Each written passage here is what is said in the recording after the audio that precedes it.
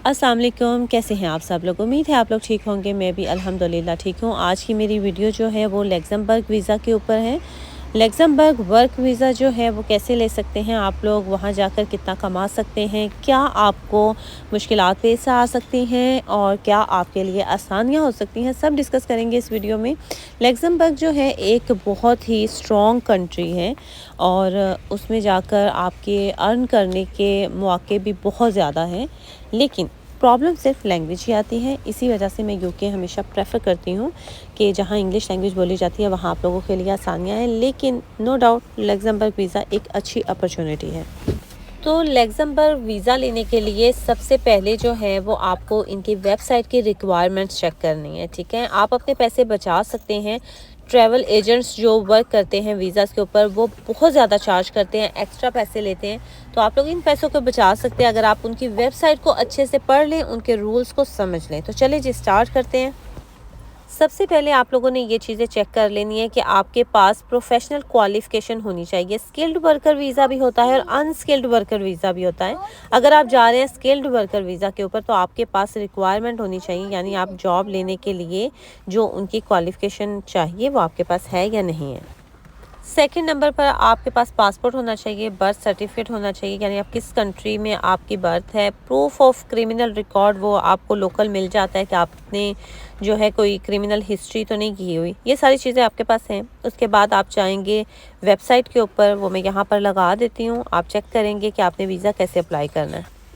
तो इनकी ये वेबसाइट आप नोट कर लीजिए, आपने इसको ओपन करके इससे सारी इन्फॉर्मेशन लेनी है, ठीक है। अगर हम इसमें इनकम कैलकुलेशन भी करना चाहें कि टैक्स कितना पे करना है वो भी आप चेक कर सकते हैं, और अनएम्प्लॉयमेंट एम्प्लॉयमेंट रेट भी चेक कर सकते हैं। जैसे फॉर एग्जांपल आप देखें कि पाकिस्तानी 2014 में कितने थे, 85 थे, ठीक है।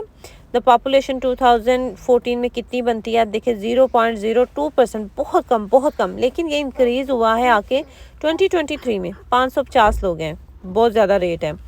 अच्छा जी, 0.08% बनता है। अब आप देख लें कि यूके, अमेरिका या किसी भी कंट्री को निकाल लें, ठीक है, वहाँ पर क्या पॉपुलेशन रेट होता है पाकिस्तानियों का, एशियंस का, बहुत ज़्यादा।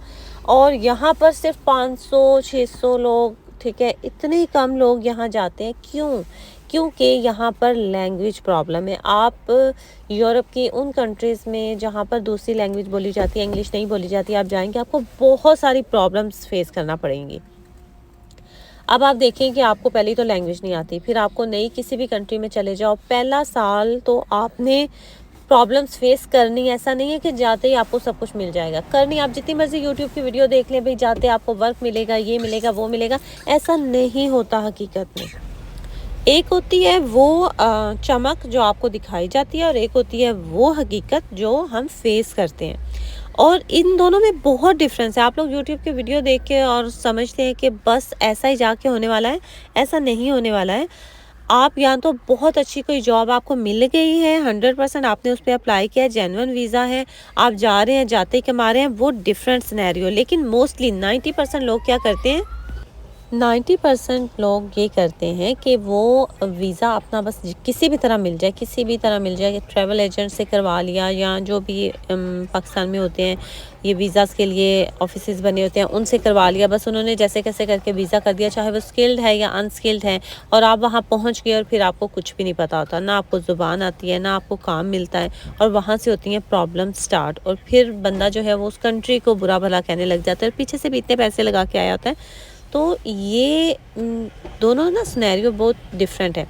जब बात की जाती है वर्क वीज़ा की, तो यानी कि आपने वर्क ढूंढना है और आपने जाना है और काम करना है, और आपके लिए ज़िंदगी आसान ही आसान है।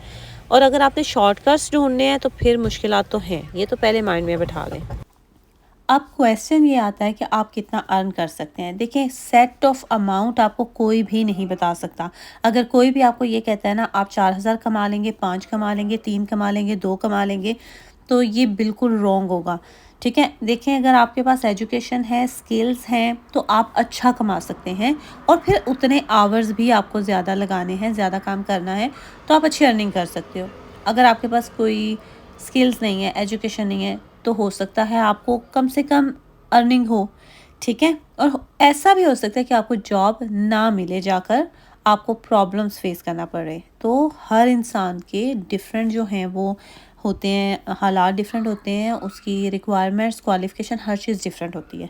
तो ये वेरी होता है पर्सन टू पर्सन, एग्जैक्ट नहीं बताया जा सकता कि आप जाके इतना कमा लेंगे, ये कोई बंदा नहीं कह सकता। अगर कोई कहता है तो समझ लें वो बस आपको एक एस्टिमेट दे रहा है या अपनी वीडियो चला रहा है सिंपल वर्ड्स में, वरना कोई बंदा नहीं कह सकता आप जाके इतना कमा लोगे। हम ये नहीं कह सकते जो यूके आएगा वो इतना कमा लेगा। भई अगर उसकी गुड लक है वो बहुत अच्छा अर्न कर लेगा, बैड लक है तो बेचारे को जॉब ही नहीं मिलेगी। तो अब बात करते हैं कि आपने लग्जमबर्ग में जॉब ढूंढनी कैसे है, या वेबसाइट देख सकते हैं, इसको आप खोलें, इसको आप सर्च करें, इसमें आपको सारी इन्फॉर्मेशन मिलेगी। मैं हमेशा इनकरेज करती हूँ कि जो इनकी ऑथेंटिक वेबसाइट्स होती हैं, आपने जब भी किसी वीज़ा पे जाना है इनकी वेबसाइट्स को देखें, ठीक है, ना कि आप मेरी किसी की इधर उधर वीडियो देख के आप समझे कि ये लेटेस्ट इन्फॉर्मेशन होगी।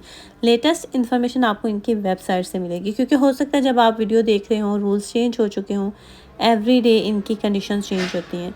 तो बेस्ट जो तरीका है कोई जॉब ढूंढने का, तो आप एजेंसीज़ को जो हैं वो टारगेट कर सकते हैं। यहाँ पर भी जैसे यूके की बात की जाए तो बहुत सारी एजेंसीज़ होती हैं जो जॉब देती हैं। ऐसे ही लग्जमबर्ग में भी बहुत सारी एजेंसीज़ हैं जो जॉब्स देती हैं, यानी कि वो आपको हेल्प करती हैं। अब उनका काम क्या होता है, वो कुछ परसेंटेज अपना रखती हैं, ठीक है।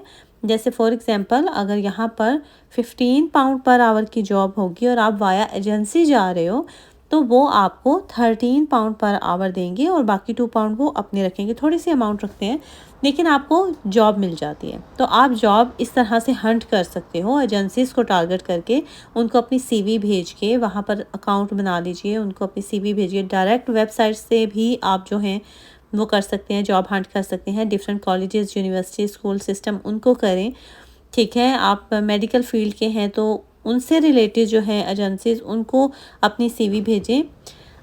एक जो तरीका खुद समझे किसी जॉब को ढूंढने का है ना, वो बेहतरीन यही है कि आप डिफरेंट एजेंसीज़ में, डिफरेंट कंपनीज में खुद अप्लाई करें और देखें आपको क्या रिस्पांस मिलता है। दूसरी बात, जब आपको जॉब मिल जाती है तो बस फिर आपके लिए बाकी काम आसान है, ठीक है। आपका स्पॉन्सरशिप जो है वो आपको जहाँ से जॉब मिल रहा है वही होता है, तो इतनी प्रॉब्लम नहीं होती। फिर आपको बाकी सारे डॉक्यूमेंट्स जो हैं वो आसान से हैं लग्जमबर्ग वीज़ा के लिए, वो आप साथ लगाइए, वीज़ा अप्लाई कीजिए, आप वहाँ पर चले जाते हैं तो आप आसानी से सेट हो सकते हैं। आप लग्जमबर्ग एक बहुत ही रिच कंट्री है, जैसे एक स्ट्रॉन्ग कंट्री जिसे कहा जाता है ना। पाकिस्तानी या बाकी हमारे लोगों को ज़्यादातर इस कंट्री का इसलिए नहीं पता है क्योंकि यूरोप की डिफरेंट जो कंट्रीज़ हैं उनकी लैंग्वेज बहुत बहुत ही डिफरेंट है, तो सेटल होना बहुत मुश्किल होता है। लेकिन अब क्योंकि आजकल के दौर में 2024 में ले लें या कुछ साल पहले की बात ले लें, यूके आना बहुत ज़्यादा मुश्किल हो गया, तो लोग फिर यूरोप की इधर उधर कंट्रीज़ में ज़्यादा जाना पसंद कर रहे हैं क्योंकि वहाँ आसान है वीज़ा। और इस टाइम पर लग्जमबर्ग को भी बहुत ज़्यादा ज़रूरत है लोगों की जो आकर वहाँ काम करें, और वो इस मामले में बहुत बहुत ही ईजी हुआ है कि आपको आराम से वीज़े मिल जाते हैं, आप वहाँ जाके वर्क कर सकते हैं। तो चलें जी, अगर आपने भी जाना है लग्जमबर्ग तो ज़रूर जाएँ, ट्राई करें, देखें। बेस्ट ऑफ लक, और होपफुली कि सबके लिए आसानी हो। चलिए जी, वीडियो अच्छी लगी हो तो लाइक और शेयर ज़रूर कीजिएगा और अपना बहुत सारा ख्याल रखिएगा। होपफुली वीडियो आपके लिए इन्फॉर्मेटिव रही होगी। अगर कोई क्वेश्चन हो तो आप कमेंट बॉक्स में पूछ सकते हैं। टेक केयर, अल्लाह हाफिज़।